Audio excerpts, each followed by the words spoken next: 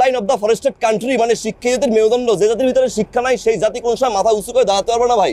অপরিচিত লোকের দেওয়া কিছু খাবেন না, জানলায় হাত বা মাথা রাখবেন না।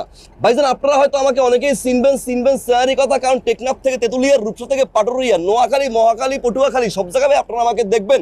আমি একটা রোগের মলম বিক্রি করে থাকি, রোগটার নাম হচ্ছে ভাই চুলকানি। হায় রে মজার চুলকানি, চুলকায় রাজার রাজরানী, টিপলে বাইরে লাল পানি। যখন চুলকানি রোগটা হয় মনে হয় যে আরাম করে চুলকাই, জায়গা বেজাগায় চুলকাই। কুমিল্লার রসমালাইটা আপনার মুখে দিয়ে আছে, আপনি সেই আরাম নিয়ে চুলকান।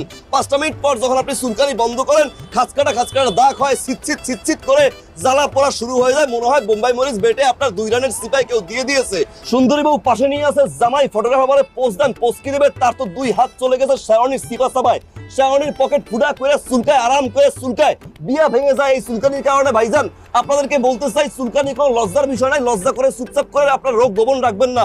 গোপন রোগ রাখলে সমস্যা সমাধান হবে না ভাইজান। কিন্তু আমার কাছে আছে রোগের সমাধান, কারণ আমার কাছে আছে ভাই লাকি মলম, লাকি মলম, লাকি মলম।